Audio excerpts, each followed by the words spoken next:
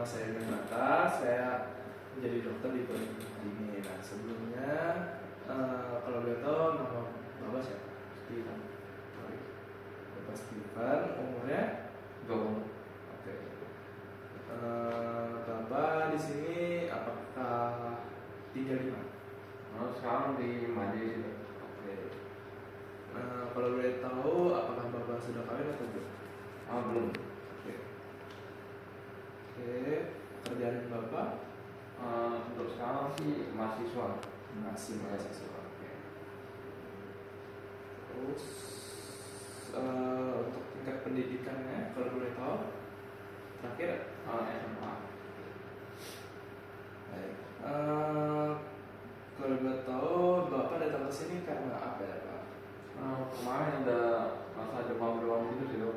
Oke. Demamnya kalau boleh tahu berapa lama ya? Sudah sekitar 1 bulan. Kalau tidak salah. Ya, oke. Demamnya udah lama. Artinya. Terus apakah ada diare? Kadang ada diare sih dok. Oke, Ada diare. ada diare. Ya. Berat badan turun tidak? Saya tidak perhatikan. Oke, ya perhatikan. Ada batuk-batuk? Enggak. Oke. Terus di sini apa Bapak ada melihat di mulut itu ada kayak putih-putih di dalam Bapak? Enggak ada sih dok. Oke, nggak ada ya. Nah. Oke. Sebelumnya apakah Bapak ada seperti menggunakan seperti merokok atau sering menggunakan obat-obatan? Enggak ada sih dok.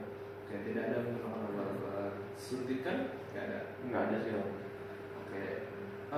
Selain itu, apakah Bapak sering melakukan seperti pergi ke hubungan dengan PSK atau gimana ya?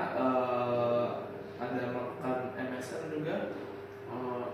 Saya ya kadang berhubungan seksual sih dok. Oh, Jadi cewek juga. oke. Sering ke PSK ya? Iya. Oke. Tinggal nanti. Oke. Kalau gitu, apakah Bapak sudah tahu apa itu HIV? Belum. Baik. Di sini saya akan menjelaskan dulu untuk HIV. HIV ini human immunovirus. Dia di sini sistem kerjanya di mana menyerang kekebalan tubuh dari Bapak. Nah, di sini dia menular melalui secara seksual, misalkan Bapak tadi yang sering gonta-ganti pasangan seksual, mungkin pasangan seksual Bapak salah satunya ada yang kena HIV sebelumnya. Terus karena tidak sengaja dia membuat mikrolesi atau luka kecil banget di bagian kelamin Bapak, terus dia otomatis bisa menyebabkan virus itu melalui luka tersebut. Nah, terus di sini selain itu mungkin untuk ini kita melakukan tes HIV dulu ya Pak. Nah, mungkin di sini juga untuk tes pemeriksaan HIV-nya kita lakukan kerahasiaan juga untuk hasil tesnya.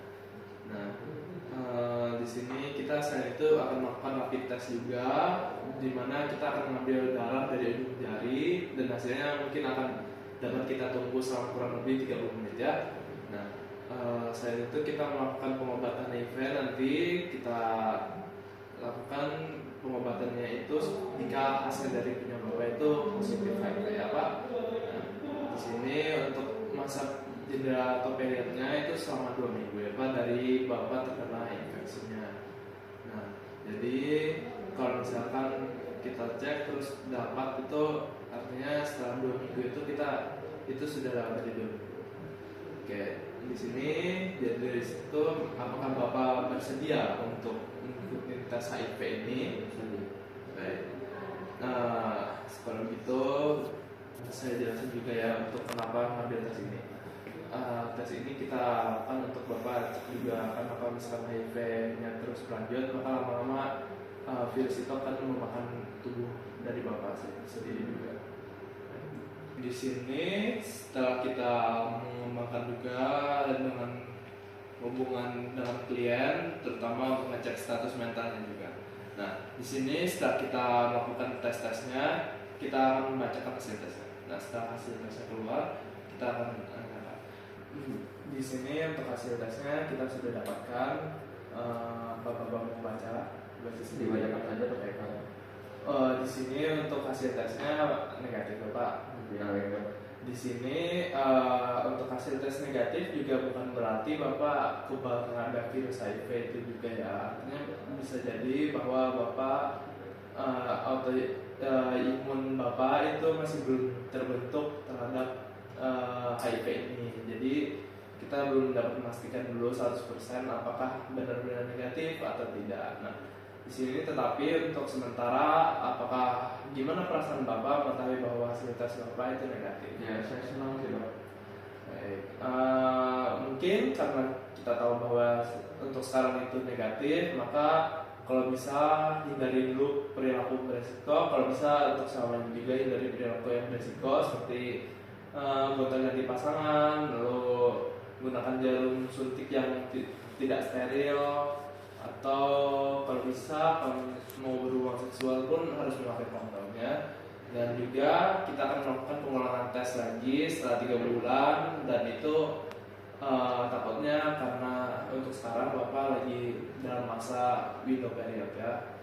Nah, dari itu untuk pemeriksaan sekarang sudah selesai, dan untuk selanjutnya Bapak bisa untuk melakukan pencatatan dan pelaporan untuk proses konselingnya. Dan di sini nanti saya beri untuk form PCT, PITC dan PNTCT ya Pak.